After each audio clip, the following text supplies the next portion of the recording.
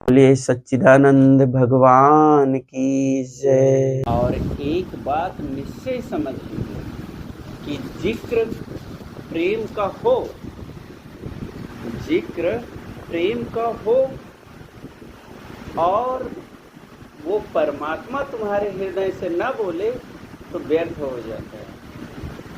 अगर जिक्र प्रेम का होगा तो परमात्मा आपके हृदय से बोलेगा।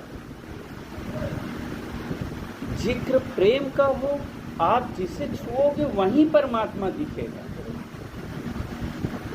और जिक्र प्रेम का हो, आप जहां खड़े हो जाओगे वही सब सुंदर दिखेगा, कोई कमी दिखेगी ही नहीं।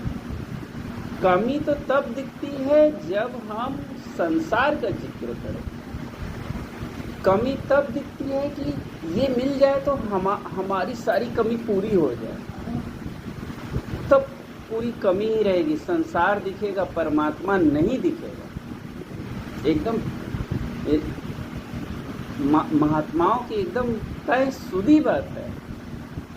इसलिए कहा है महान पुरुषों ने कि जिक्र प्रेम का हो और उस खुदा के दर पर सर न झुके तो ये फिर मजाक हो जाएगा। और जिक्र प्रेम का हो तो अपने आप ये सर उस परमात्मा के सामने झुक ही जाता है। और सर झुकने का मतलब भीतर का ये अहंकार मिट जाता है कि हम भी कुछ हैं और हम कुछ कर लेंगे। हम भी कुछ हैं और हम कुछ कर लेंगे। तब भीतर ये करुणा जगती है कि ना मैंने मन बनाया, ना बुद्धि बनाया, ना शरीर बनाया, कुछ भी तो मैंने नहीं बनाया, तो मैं कैसे सब कुछ कर दूंगा। जिसने बनाया है वही कर पाएगा। हम केवल प्रेम करें और प्रेम जैसे ही करेंगे वो सब पूरा कर देगा। या यूँ समझो, जब आप प्रेम में उतरते हो तो समझो कि सब पूरा हो गया, सब उसने आपका खुद ही कर दिया, आपको करने की ज़रूरत नहीं। फिर आप देखिए कि जिक्र उस प्रेम का अगर होता है तो अपने आप वो परमात्मा आपको इतना कीमती बना देता है कि वो अपने जैसे बना देता है और संसार आपको परमात्मा की तरह पूजने लगता है। आप मर भी जाओगे तो भी लोग आपके नाम पर जाने क्या क्या करते हैं, व्रत रहेंगे, अनुष्ठान करेंगे, आपके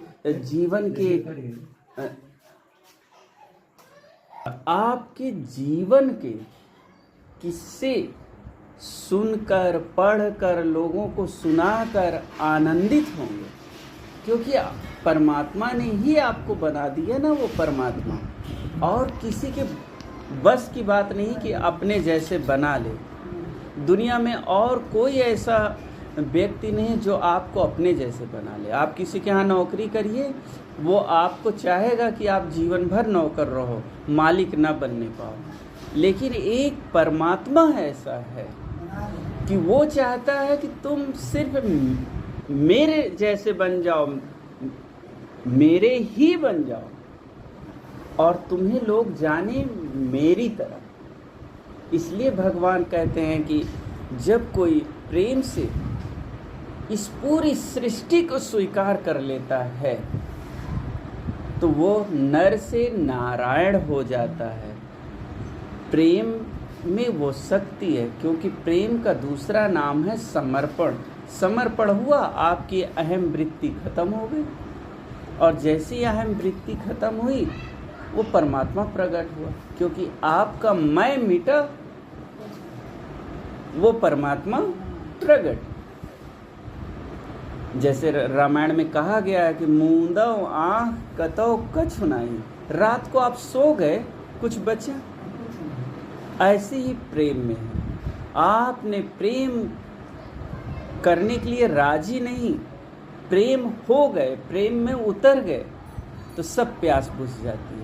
जैसे किसी को बहुत प्यास लगी हो और पानी पीने को डॉक्टर ने मना किया हो, तो बस उसको नदी में या पानी में पूरा डाल दो, डुबो दो, उसकी प्यास अपने आप खत्म हो जाएगी। तो प्रेम वो सागर है कि आप उसमें जैसे ही डूबे, संसार की सारी कमियां पूर्ण हो जाती है और फिर बचता है तो वो परमात्मा, उससे पहले और कुछ भी नहीं बचता। तो प्रेम वो चीज़ है, प्रेम आपको इतना स्वतंत्र कर देता है कि परमात्मा की तरह आप एकदम स्वतंत्र, अब कुछ नहीं, जो है सो है, जो है बहुत है, ऐसा पूर्णता का आभास करा देता है। और वो परमात्मा की कृपा होती है, पूर्ण हो जाते हैं। इसलिए प्रेम का दूसरा अर्थ है कि वो प्रभु की कृपा। प्रेम इस भांति करो कि उसकी कृपा मिल जाए।